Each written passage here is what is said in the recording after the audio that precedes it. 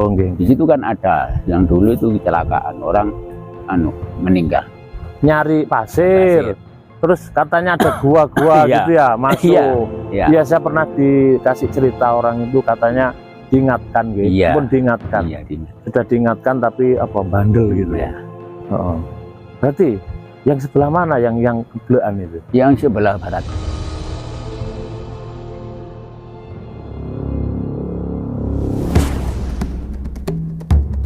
Saudara-saudara Pukutan Pring, di Mojokerto gempar ya. Ada sebuah makam begitu yang berada di atas dari gundukan sebuah putu. Yang awalnya makam ini ditemukan ketika ada proses penambangan galian C, di mana operatornya waktu menggali ya makam yang ada di depan kita ini. Nah, di situ seperti itu keadaannya. Waktu menggali ini tiba-tiba operator dari alat berat tersebut meninggal, teman-teman.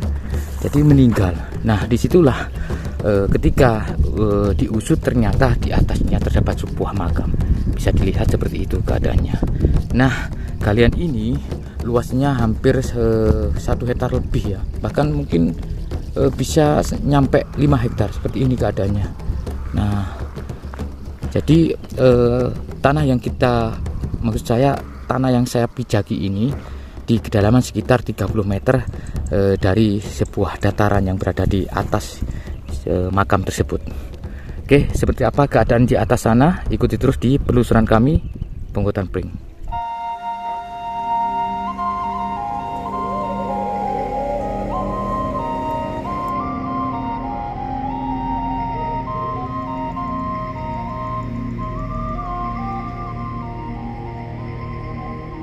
Nah, ini teman-teman yang barusan saya buka opening dari sana ya, bisa melihat keberadaan dari sebuah makam yang berada di atas. Nah, jalurnya seperti ini. Disinilah anak-anak tangganya untuk menuju ke makamnya. Ini berada di atas seperti ini. Kita akan naik. Nah, sebetulnya sudah diperbaiki. Di sini ada paving begitu yang cukup bagus sudah. Dan kemungkinan ketinggiannya sekitar ya 50 meter lah dari permukaan tanah waktu saya opening. Nah, seperti ini kita akan naik terus, dan disinilah makam dari keturunan Majapahit itu berada. Masih belum tahu ya untuk namanya itu makam siapa begitu. Kalau warga sini menyebutnya dengan punden ya, makam punden atau yang membawa rekso atau yang mengawali desa di desa ini. Nah, seperti ini. Banyak material-material genteng-genteng yang sudah pecah di sini. Kemungkinan sepertinya ada pembaharuan ya, sudah direnovasi begitu baik begitu. Nah, kita akan masuk lewat dari pintu. Nah, kita coba lihat. Nah, inilah makamnya ya. Di situ ada tulisan makam leluhur Mojopahit bangkit. Namun sebelum masuk, saya coba perlihatkan suasana dari makam ini. Nah, seperti ini keadaannya. Jadi ini berada di ketinggian sekitar 50 meter. Nah, cukup tinggi sekali ya. Dan ini memang bekas galian C. Jadi awalnya keberadaan ketinggian tanah ini dengan yang di sana, di kejauhan sana itu sama rata dulu. Sama rata.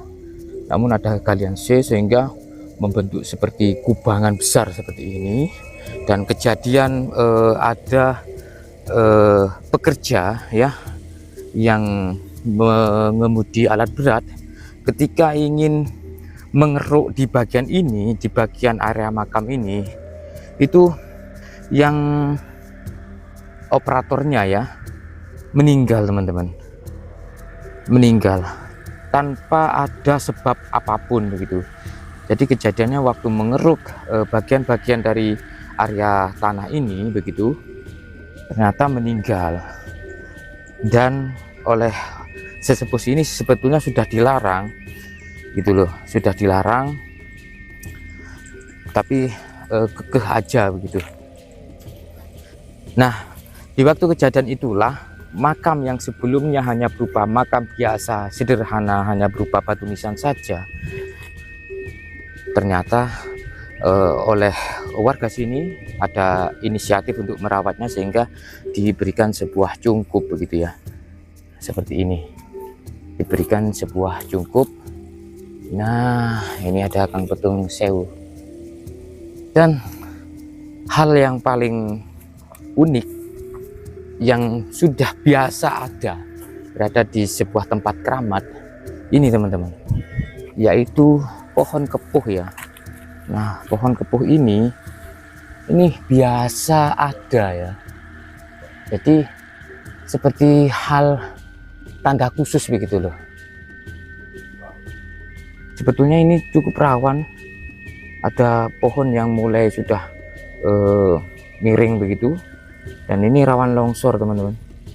Nah, seperti ini ya, ini sudah kegerus ya, kemungkinan kalau hujan deras begitu ini kegerus air sehingga ini bisa saja ini longsor nih, seperti ini loh. Kita coba masuk ya, kita coba masuk. Namun sebelum masuk, di sini ada semacam pintu makam dengan kayu jati yang diukir ya, yang diukir ini sepertinya pahatan dari apa namanya, kala ya, pahatan dari kala ya. Nah, ini ada sosok Semar dengan Bagong. Ini sosok Semar ya, ini ada pahatan ukiran sosok Bagong. Jadi Semar ini kalau dalam tokoh pewayangan diceritakan mempunyai bayangan begitu. Bayangan inilah yang berwujud Bagong ini. Jadi Bagong ini merupakan anak Semar, tapi sebetulnya bukan anak ya, tapi bayangan dari Semar.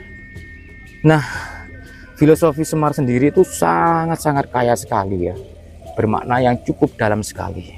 Semar mempunyai kunjung ya, Bagong pun juga mempunyai kunjung karena memang bayangannya.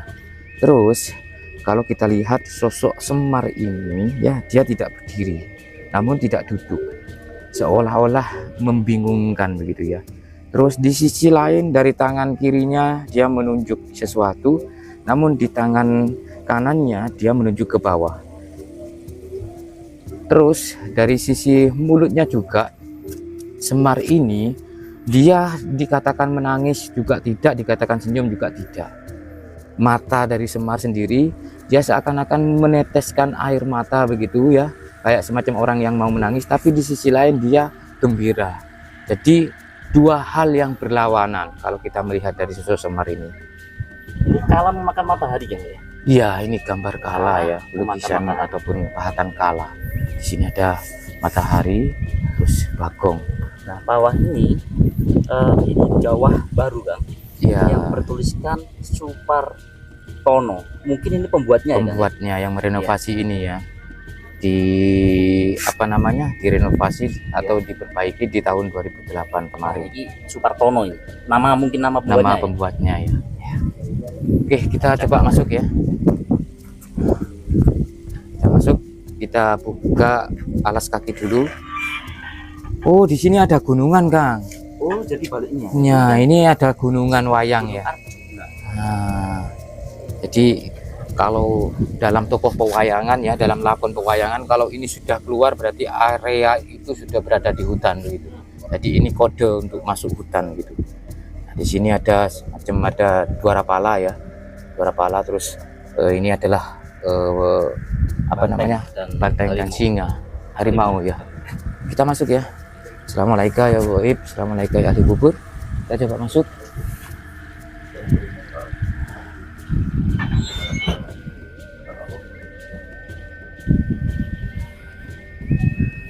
Oke, kita coba tawasul dulu. Di situ ada tulisan ya, makam leluhur Mojopahit bangkit Nusantara Jaya. Amin, amin ya rabbal alamin. Dan dua makam inilah yang diduga merupakan tiga ya Kang. Oh iya, tiga makam inilah yang diduga merupakan makam dari tokoh Majapahit dulu yang membabat desa ini ya, atau yang mengawali desa ini. Artinya ini sudah masuk, kalau makam ini sudah masuk era keislaman kan. Oh Mungkin begitu ya, Majapahit akhir kan ya. Majapahit akhir ya, di abad 18-an mungkin ya. Oke, belum tahu ya untuk namanya siapa ya. Enggak tahu kan. Oke teman-teman, bagi yang melihat atau yang menonton video ini, mohon untuk sejenak mendoakan ahli kubur ya, semoga selalu dalam sisi Tuhan Yang Maha Esa, semoga ditempatkan di tempat yang baik begitu.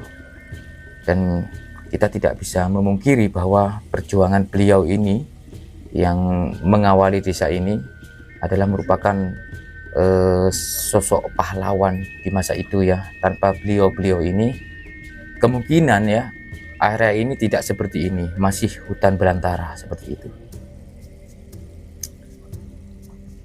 Dan konon katanya Kang ya, dari tutur cerita masyarakat ya, tempat itu dulunya itu hanya sebuah gundukan biasa ya.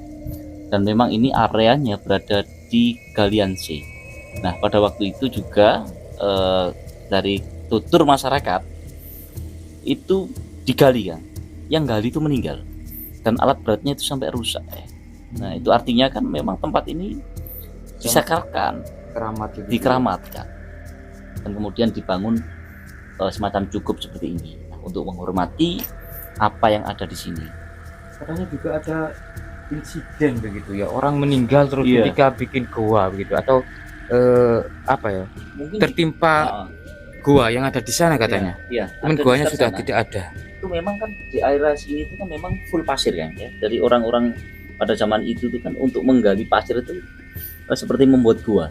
Nah kemudian di saat itulah mungkin bersamaan dengan Teman-temannya terus lalai begitu ya. bisa jadi, dan pada Kurang saat safety. ini digali juga kan tempat ini. Nah mungkin ya ada kaitannya dengan gua itu dan ini kan ya. Karena memang Ambruk katanya, meninggal juga katanya. meninggal, ya. Di arah sana ya. Ya, di Saya saat area ini sana. menghadap ke utara kalau nggak salah ya. Dia menghadap ke utara. Oke. Untuk batu nisannya ya, untuk batu nisannya sekilas yang saya raba barusan sepertinya batu nisan baru.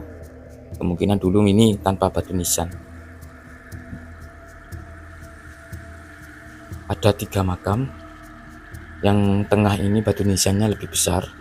Terus yang sebelah barat ini lebih kecil, dan di sebelah timur ini malah lebih kecil batu nisannya. Jadi kemungkinan bentuk dari batu nisan ini sebagai apa ya, kedudukan mereka yang berbeda. Oke, terima kasih, semoga bermanfaat, dan salam budaya Nusantara. Tinggalkan perselisihan, sambung persaudaraan. Wassalamualaikum warahmatullahi wabarakatuh. Rahayu.